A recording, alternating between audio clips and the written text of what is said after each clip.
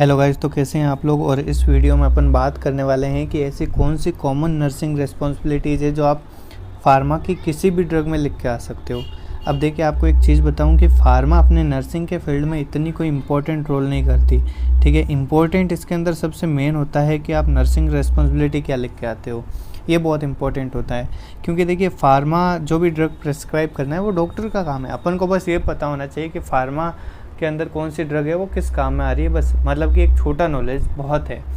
ठीक है, बाकी जो मेन है वो नर्सिंग रिस्पॉन्सिबिलिटी, इसलिए आपकी जो फार्माकोडायनेमिक और फार्माकोकाइनेटिक की यूनिट है वो इसमें इंपॉर्टेंट होती है। अब देखिए, अब मैं बात कर रहा हूँ इस वीडियो में कि आपको कौन सी कॉमन नर्सिंग रिस्पॉन्सिबिलिटी लिखनी है।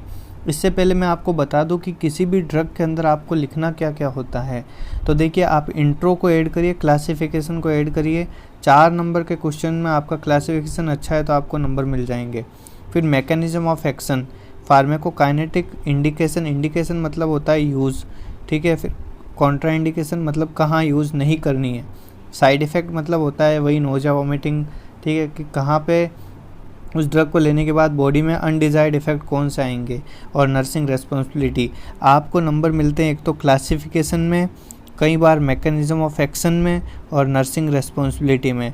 ये बहुत ज़्यादा मैटर करती है, तो मैं इस पोर्शन को आपके आज कवर करवा दूंगा अच्छे से, क्योंकि क्लासिफिकेशन मैंने आपको 15 ड्रग ऑलरेडी प्रीवियस वीडियो में बता दी है। और मैकेनिज्म ऑफ एक्शन आप कई बार याद कर लो तो बढ़िया है, नहीं याद करो तो भी चलेगा। चलिए, तो नर्सिंग रिस्पॉन्सिबिलिटी की बात करते हैं। तो देखिए, सबसे पहले रिटर्न ऑर्डर ऑफ फिजिशियन और सर्जन टू एडमिनिस्टर ड्रग, मतलब कि किसी भी ड्रग को एडमिनिस्टर करने के लिए अपने पास रिटर्न ऑर्डर होना चाहिए। कभी भी ऐसा नहीं होता है कि नर्सिंग स्टाफ को डॉक्टर ने बोला कि भाई इसे जा पैरासीटामोल दे दे, नहीं, नर्सिंग स्टाफ नहीं देगा जब तक लिखी हुई नहीं होगी। इसलिए पहला ये होता है। दूसरा होता है कि पेशेंट को आइडेंटिफाई करो, क्योंकि कई बार होता है कि एक ही नाम के बहुत सारे पेशेंट होते हैं, इसलिए राइट पेशेंट होना ज़रूरी है। ये जो राइट पेशेंट आर वाले रूल है, आप पढ़ते हो, ये आप कहीं पे भी अप्लाई कर सकते हो फार्मा में। आगे बात करते हैं, मेज़र द करेक्ट डोज, हमेशा अपने को एक परफेक्ट डोज कैलकुलेशन को करना चाहिए। जैसे कि अपन ये भी बोल सकते हैं कि जो भी पीडियाट्रिक्स या बच्चों की जो भी दवाई चलती है उसमें डोज कैलकुलेशन बहुत इंपॉर्टेंट होती है। ठीक है, यानी कि अपन को डोज कैलकुलेट करके ही लेना है कि भाई डोज हम वेट पे या एज के बेसिस पे करते हैं।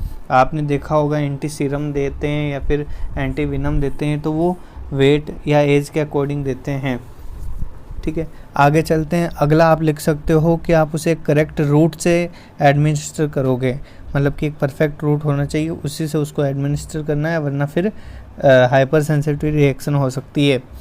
ये अच्छा, आधे घंटे बाद देखना है और 6 घंटे बाद देखना है कि ड्रग्स का डिजायर्ड इफेक्ट या थेराप्यूटिक एक्शन आया है या नहीं आया है। ठीक है, आगे देखिए, आगे चलते हैं, आगे क्या क्या बोलते हैं। 6 नंबर पॉइंट मैंने लिखा है, यहाँ पे ऐड किया है कि assess the patient for any irritation, itching और एलर्जिक और हाइपर सेंसिटिव रिएक्शन, मतलब कि बहुत सारी दवाई होती है जिसको लेने के बाद पेशेंट में अनडिजायर्ड इफेक्ट आ जाता है, हाइपर सेंसिटिव रिएक्शन हो जाती है। जैसे सेफ्ट्रियाजोन से भी बहुत सीवियर एलर्जी हो सकती है किसी को, इसलिए उसका भी अपन क्या करते हैं, मतलब सेंसिटिविटी टेस्ट करते हैं। ओके, आगे बात करते हैं इसके बारे में कि always collect the past history, medical या सर्जिकल हिस्ट्री ऑफ डिजीज़ और any surgery.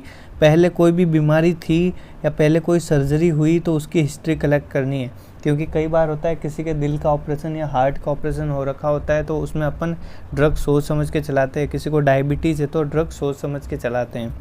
Correct time of drug, कई ड्रग्स होती है जैसे पेंटॉप देख लो, पेंटॉप खाने से पहले भूखे पेट दी जाती है, और बहुत सारी ऐसी ड्रग होती है जो खाने के बाद दी जाती है, तो ये ज़रूर देख लेना है। अब देखिए, हमेशा क्लाइंट को एजुकेशन देना बहुत ज़रूरी है कि भाई कोई भी डोज वो स्किप नहीं करे, और कॉमन साइड इफ़ेक्ट के बारे में भी उस क्लाइंट को बताना है। आगे बात करते हैं, आगे कौन कौन से, major and monitor vital sign देखने आफ्टर और बिफोर गिविंग ड्रग, और हमेशा एक्सपायरी डेट है वो ड्रग की चेक कर लेनी। तो आई होप ये सारे आपने लिख लिए होंगे, इन सारों को आप लिख लीजिए। ये नर्सिंग रिस्पॉन्सिबिलिटी बहुत है, अगर आपके 16 नंबर का क्वेश्चन आता है तो भी बहुत है, 4 नंबर का क्वेश्चन है और आपको ज़्यादा कुछ नहीं आता है तो भी इसमें से आप लिख के आ सकते हो।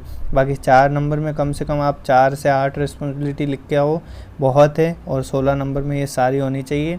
और एडिशनल जो भी आप ऐड कर सकते हो, एडिशनल क्या क्या ऐड कर सकते हो, अगर आपको टॉपर बनना है तो पर्टिकुलर हर ड्रग का अलग अलग साइड इफ़ेक्ट होता है, उसको ऐड करो, ठीक है।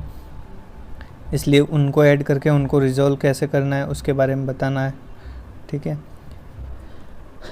और बहुत सारे ऐसे फैक्टर्स होते हैं जैसे कि पर्टिकुलर किसी ड्रग को लेने का रूट है, वो स्पेसिफिक रूट होता है तो उसको, या फिर उससे ड्रग रिलेटेड गाइड करना है पेशेंट को, तो वो सब अपन बता सकते हैं। स्पेसिफिक उसकी डोज के बारे में बता सकते हैं कि आधी लेनी है, पूरी लेनी है, जो भी उसकी डोज है पर्टिकुलर उसके बारे में, ठीक है। तो आई होप आपको ये समझ में आया होगा। ये रिस्पॉन्सिबिलिटीज़ आप यूज़ करके अच्छे नंबर ला सकते हो। Thank you so much for watching this video. Bye bye bye bye bye.